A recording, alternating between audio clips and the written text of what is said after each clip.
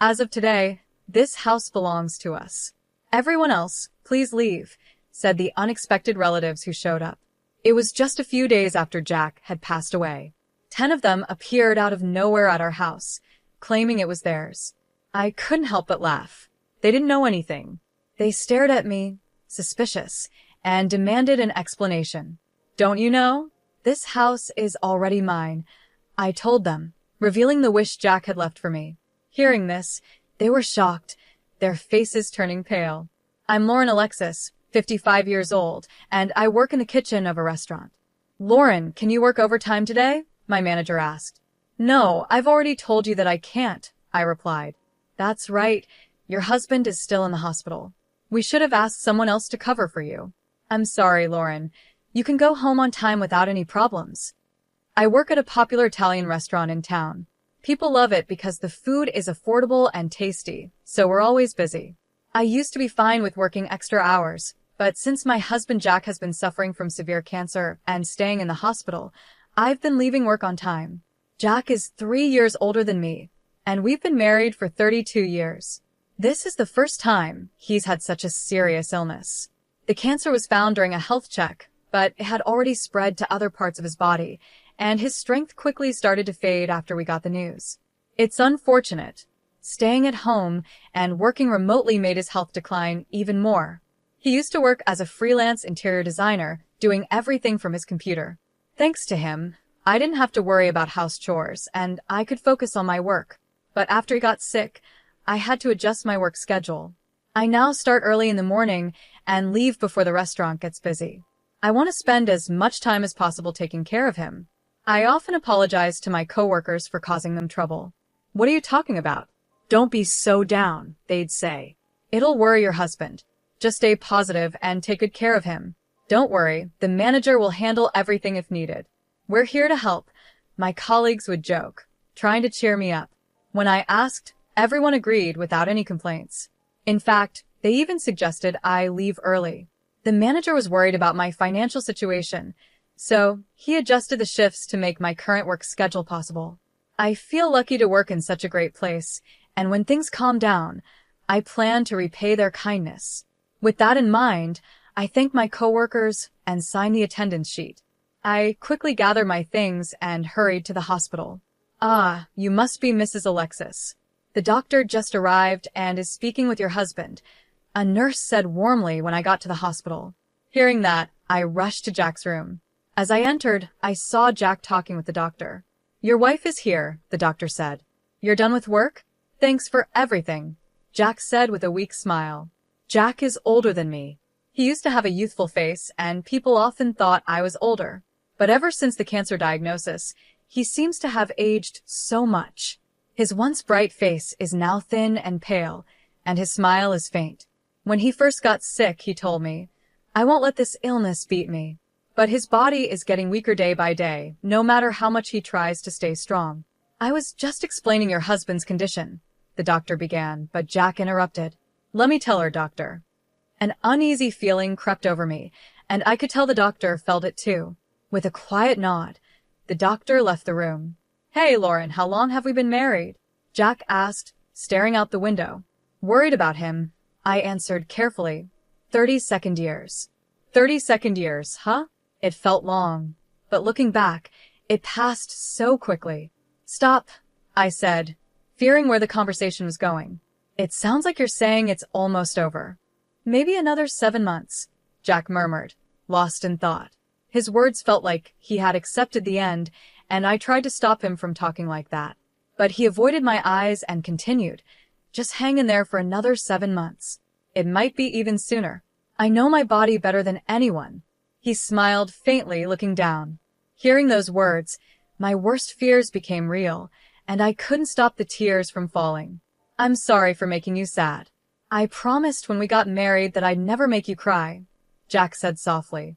He noticed my tears, smiled sadly, and gently wiped them away. Tears welled up in his eyes too, and seeing that made me cry even more. With a trembling voice, I could only manage to say, I'll need to apologize to your parents. When I get there, I'll truly say I'm sorry for making their daughter sad. Stop it, I told him. Once he's gone, I'll be alone for the rest of my life. We used to laugh and talk about being together until the very end. But when Jack started talking like he had given up, I couldn't hide my anger. Don't talk like it's all over. Don't say such sad things, I begged. Lauren, nothing is decided yet. Medical science is advancing every day, and if we look at other hospitals, there might still be other options, I insisted. I'm going to die, Lauren, Jack said calmly. I screamed, unable to accept the truth, but he gently held my hand and spoke softly. I'll be leaving this world soon. No, I hate that idea, I replied, my heart aching.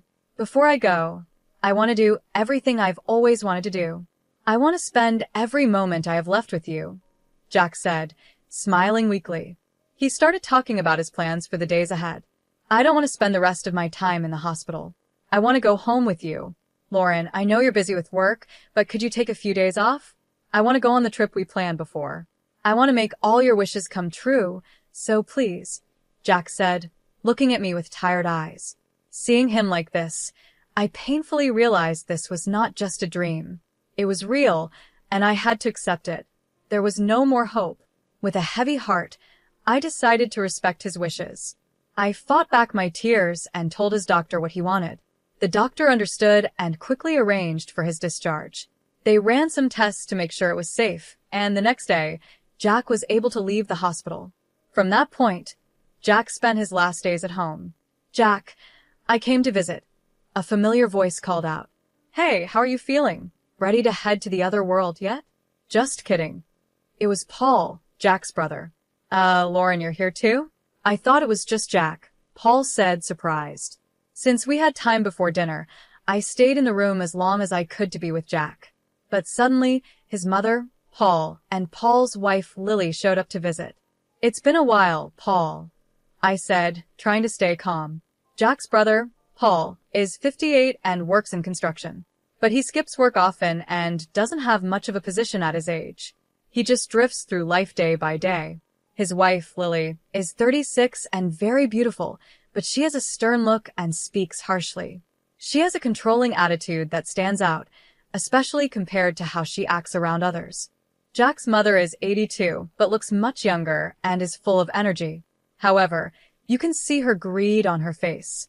She adores Paul to a strange degree and always looks down on Jack.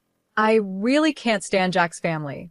Paul is always making rude jokes, and I'm sure Lily hates me too.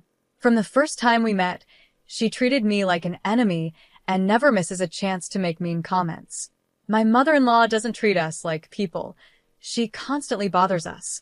To her, Jack isn't a son, he's just a source of money. The moment we meet, she starts asking for financial help. Paul has a big family, doesn't he? You two don't have kids, and you both work, so you must have some extra money. Could you help out a little? These requests for money have become normal. Paul's family, including his mother, is a family of 10. After his first wife left, he got remarried while already having 4 kids. He and Lily now have 2 more kids together, making it 6 children total. Their finances are tight, and they're always asking us for money. What's with all the people here? I thought, isn't it cold to treat your own mother like this? Jack, take better care of her. She's been so lonely since your father passed away, Paul said. Their mother's strange behavior started after her husband died. He had been strict but sensible. When he was alive, the family got along well. But after he passed, it was like she changed completely. Jack's father used to encourage her to be kind to us, but now that he's gone, she doesn't feel any need to accept me. She only talks about money whenever she's with Jack. Before, Paul had run off with another woman and was disowned by his father. But after Jack's father died, Paul came back home with his new wife, Lily, and the disownment was lifted. This town has good support for families, but raising 6 kids still requires a lot of money, and they're always struggling. Jack was always shocked by their unrealistic demands. This month is tough for us financially again. Can you help us out? Paul asked. What? No. Please stop. Jack is already going through so much. How can you ask for more? I shouted, upset. Please stay out of this. This is a family matter, Paul replied calmly. That's right, Lily added, smirking. Furious at their unreasonable behavior, I couldn't hold back and yelled again. But Paul just brushed it off, and next to him, Lily laughed, waving her hand as if she was shooing away a dog. Sorry, but we really can't give you any money, I said firmly. Oh, that's a problem. I thought you'd figure something out. That's why we came all this way. Paul replied with a shrug. What a useless son. My mother-in-law muttered under her breath, grumbling as if Jack had let her down once again. I was reaching my limit with how unreasonable those three were acting. So, what's the situation? How is the cancer progressing, and when will he be discharged? His mother asked, but it was clear she didn't care. Given her greedy nature, she probably had some selfish plan. The doctors say he has about 7 months to live. He's being discharged tomorrow to spend his last days at home. I replied, Is that so? As soon as they heard those words, their eyes lit up. Instead of shock or sadness, their faces were full of joy, which made me sick to my stomach. Well, we'll come by with a car to pick him up when he's discharged. He can't walk home, right? Paul chimed in. There's no need for that. Jack responded calmly, but his mother and the others kept talking excitedly. I couldn't take it anymore. Their behavior was unbearable, so I forcefully kicked them out of the room. What are you doing? They yelled. Please leave. I will handle the discharge myself. Your help is not needed, and honestly, I never want to see any of you again. As they tried to argue, I quickly shut the door in their faces and locked it. Then, I immediately informed the hospital staff to ensure no one except me could visit Jack. I didn't want his family anywhere near him. I'm sorry, Lauren. I've caused you so much trouble, Jack said softly. Why don't you stand up to them? I asked, my frustration growing. They treat you terribly and use you. Why should people like them live without any worries while you suffer? I was angry, and though it didn't make sense, I felt like I needed to lash out at someone. I loved Jack so much, and the thought of losing him was unbearable. I didn't want to confront them and make things worse, so I'm glad you spoke up, Jack said. Then, with a serious look on his face, he added, Lauren, I have one request for you. A request? I asked, surprised. Jack looked at me with a grave expression and said, Please, this is my first and last request. I promised I would fulfill it. After that, he entrusted me with something important. It was so unexpected, but I could tell how serious he was. I took the item home with me that night. The next day, before his family could arrive, I quickly helped Jack get discharged from the hospital. We made it home, but I couldn't shake the fear that his family would show up soon. Determined to protect Jack from them, I decided to change his plans slightly. Instead of staying at our home, I asked a friend if we could live in their villa for a while. It was sad to leave our house, but as long as Jack was with me, anywhere felt like home. When I told him that, Jack smiled shyly, and I couldn't help but blush. After explaining the situation at work, I took a long leave of absence. My only wish was to be by Jack's side until the very end. With the support of friends, Jack spent his remaining days peacefully. 8 months later, he quietly passed away. At his funeral, I saw my in-laws for the first time in a while. I expected them to say something, but instead, they just looked at me and smiled in a smug way. It gave me a strange feeling, like a chill running down my spine. I wondered what they were up to, but I would soon find out. After the funeral, as I was sorting through Jack's belongings at home, the doorbell rang. When I opened the door, there stood my mother-in-law and Paul, carrying several bags. We finally found you. The neighbors told us you came back, my mother-in-law said. What are those bags for? I asked as she tried to push her way inside, complaining all the while. I blocked the doorway, refusing to let them in. Paul glared at me, annoyed. Stop standing in the way. Move aside, he demanded. I won't move. What's in those bags? And did you bring your kids too? What are you thinking? I said, noticing Paul's entire family was with him. The situation was confusing, but I knew panicking would only give them the upper hand. Clearly, they had some plan, and I wasn't going to let them walk all over me. I stood firm. Then, with a mocking laugh, my mother-in-law said something shocking. From today, this house is ours. You need to leave. I was stunned. My in-laws, all 10 of them, had come with the bold idea of taking over our home. Their audacity left me speechless for a moment. My son's belongings naturally belong to his blood family, don't they? He left a will for us, my mother-in-law said, waving a piece of paper in my face with a grin. Hearing this, I couldn't help but burst into laughter. The ridiculousness of their actions was overwhelming. What's so funny? My reaction seemed to irritate them. Lily peeked out from behind Paul, glaring at me as I wiped tears from my eyes, still laughing at the absurdity. I faced their angry looks and dropped a shocking truth. Don't you know? This house is already mine. What? My mother-in-law gasped. What do you mean? Echoed Paul, both of them looking completely confused. Their stunned faces made me laugh again, but I quickly pulled myself together and went to get some important documents from another room. I returned with even more surprising news. As you can see, I'm now the official owner of this house. Jack transferred the ownership to me while he was still alive, I explained. What are you talking about? My mother-in-law shouted, her eyes wide with disbelief. She grabbed the documents from my hand and studied them closely with Paul. It's true. The house is in her name, they murmured, shocked. The document was official, proving that the house belonged to me. Paul and Lily immediately began protesting. How could Jack not own the house anymore? They yelled. Staying calm, I replied. He decided to transfer the house to me before he left the hospital. He thought it would be better for the future if the house was in my name. At this point, my mother-in-law interrupted, holding up her own copy of what she claimed was Jack's will. This can't be. Look, here's a will he wrote, she said. The paper she showed was in Jack's handwriting, but it had no official seals or signatures. It wasn't a valid legal document, which they clearly didn't understand. Their lack of knowledge made me sigh in frustration. No matter how much I explained, I knew they wouldn't accept the truth. Expecting things to escalate, I asked them to wait a moment and made a call to a lawyer. I appreciate your help.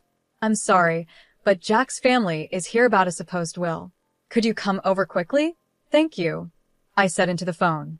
Paul glared at me suspiciously. Who are you calling? I didn't give him any details, but I invited them inside.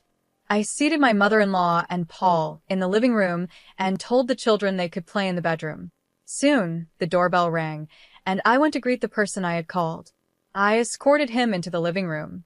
I apologize for the delay, I said as the suited man entered the room. Paul and the others immediately looked tense, eyeing him with suspicion. This is Mr. David, the lawyer who has been helping us with Jack's matters, I explained. Upon hearing the name lawyer, my mother-in-law's face filled with shock. A lawyer? She exclaimed, realizing the situation had become more serious than she expected. I got to know David through a friend of the owner of the villa we were renting. He had already been told about the situation. Even though he was only 32 years old, which made Jack and me feel a bit uneasy at first, he was well known among his friends for being smart and especially good at handling family disputes. After meeting him in person, we trusted him completely. Jack and I had explained everything about the inheritance and the family issues to David, and we officially hired him as our lawyer. My in-laws had no idea Jack had hired a lawyer, and they looked completely shocked. Paul and the others were wide-eyed and speechless. Let me reintroduce myself. I'm David, and I'm here at Jack's request. I will be recording this conversation for legal purposes, David said. Unlike Paul, who dressed in flashy clothes, David had a simple-look short black hair and plain, clean glasses. My mother-in-law seemed to forget why she had come, as she was caught off guard by David's calm presence. He greeted them politely, and they quickly accepted his business card without thinking. When they saw his card and lawyer badge, my mother-in-law straightened up, realizing he was a real lawyer. Paul and Lily also looked tense. David and I sat on the sofa across from my in-laws, ready to begin the conversation. David smoothly turned on the voice recorder, and the discussion started. May I take a look at the will you brought? David asked in a calm tone. My mother-in-law's hand trembled a little as she handed it over. She seemed nervous, probably worried that without a lawyer on her side, things might not go the way she wanted. It's hard to twist words around when dealing with an experienced lawyer, and she seemed aware of that.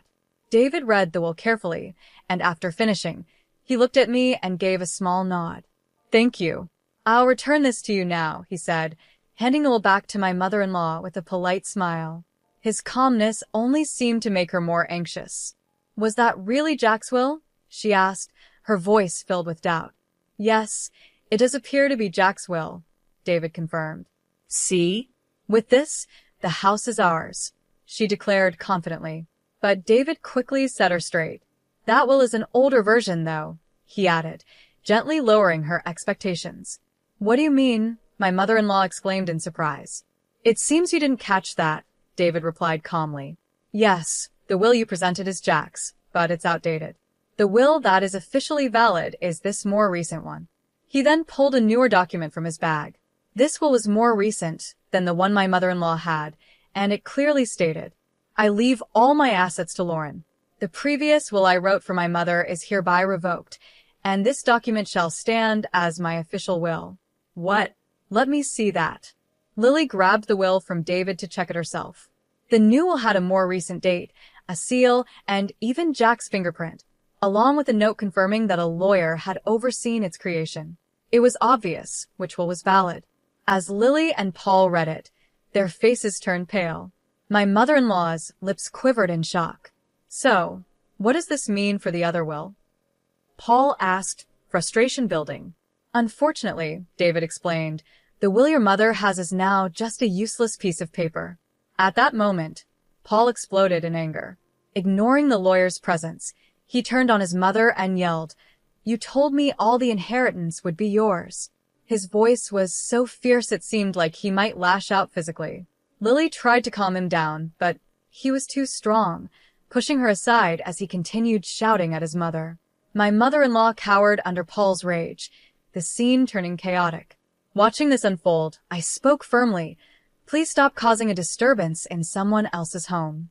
It's really troublesome. What did you say? Paul snapped back, glaring at me. If you keep this up, David will confirm everything and will consider legal action if necessary, I added calmly. Hearing David's name seemed to bring Paul back to his senses. He realized he was dealing with a lawyer, and no matter how much he resisted, it was useless. He nervously sat back down on the sofa. I turned to my mother-in-law and asked, By the way, did Jack really write this will himself? She hesitated for a moment before answering. Yes, he wrote it for me while he was in the hospital. Her voice was laced with irritation. Was Jack happy to write it? I pressed further. My mother-in-law nodded in agreement, clearly growing tired of the questioning. I caught David's eye and gave him a signal. He adjusted his glasses and nodded to me, giving the go-ahead for what I was about to reveal to my in-laws. That's an interesting story, I began, but it seems a bit off. Actually, the hospital's security cameras recorded you forcing Jack to write that will.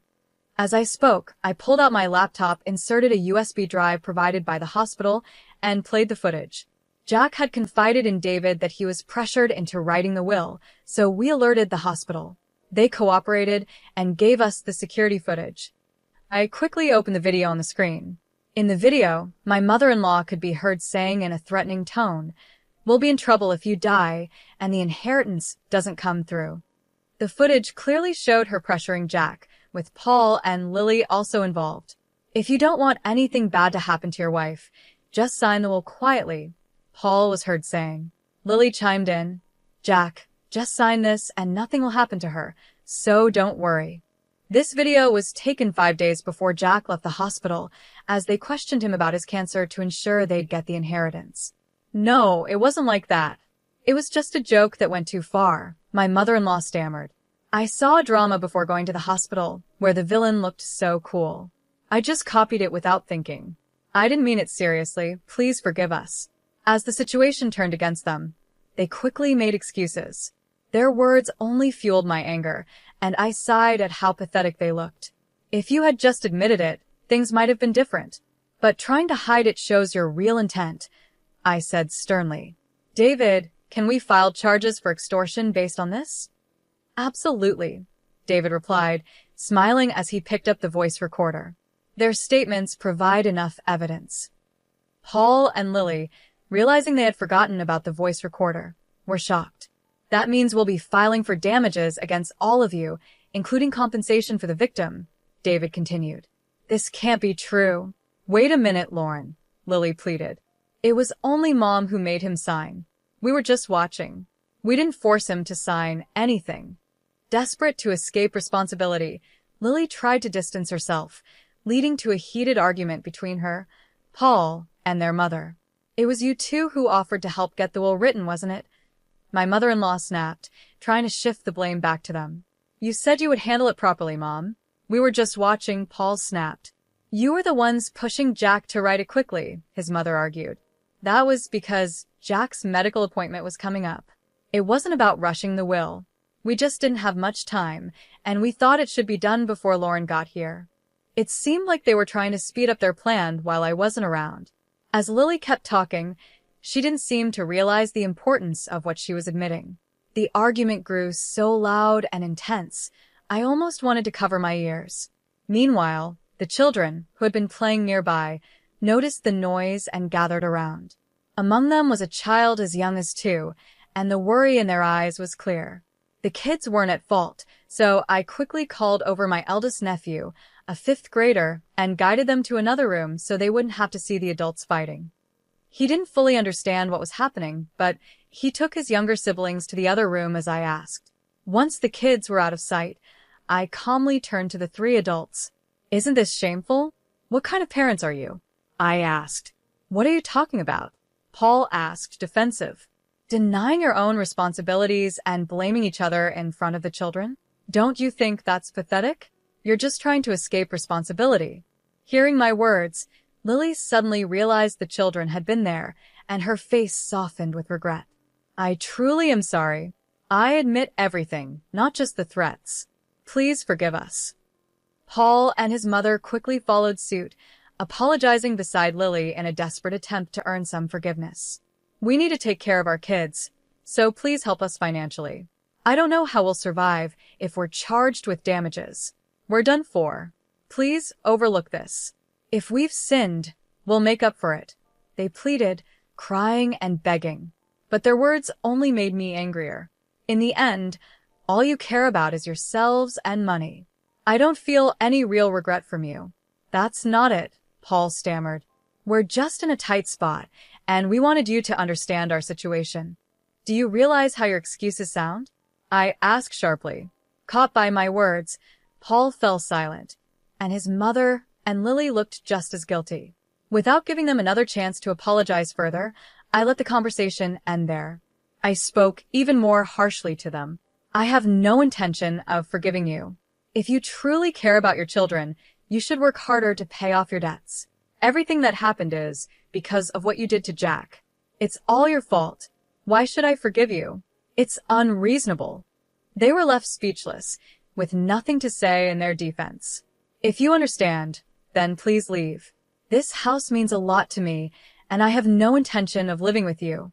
Lauren, please forgive us. We were wrong. Please help us," they begged, but I coldly refused. "If you say one more word, I'll call the police." Finally, realizing I was serious, they panicked. They quickly gathered their children and belongings and left the house. David and I watched them go without a word, and as soon as they were gone, we locked the door and sighed in relief. The matter was finally settled. Afterward, I asked David to begin the process of claiming damages. He had everything ready, and the process went smoothly. The 3 of them were charged $50,000 in damages for forcing Jack to sign the will. Unable to pay such a large amount, they tried to negotiate a settlement, but I didn't budge. I insisted on full payment. Because I refused to settle, their lives changed drastically. My mother-in-law had to take care of 6 children on her own, and Paul and Lily were forced to work hard every day. They sold their house and moved into a cramped apartment, all 10 of them, while continuing to pay the damages. Their lives won't get easier anytime soon, and they'll be struggling until their youngest child becomes an adult. In the end, I successfully cut ties with them completely. After sorting through Jack's belongings, I stayed in our home, continuing my daily work. Friends from work visit me sometimes, so I don't feel lonely. Every day, I stand in front of Jack's portrait and talk to him about the events of the day. This was the last promise I made to him. Even if I fall ill and end up in the hospital, I will never stop this daily ritual. As Jack neared the end of his life, he made one final request, for me to keep talking to him every day. "I love your voice and our conversations more than anything. I hope you'll keep talking to me every day so your voice can reach me, even in heaven, he had said. After he passed away, I made a solemn vow to keep that promise. Until the day I join him, I will maintain our bond by never missing a single day of talking to him.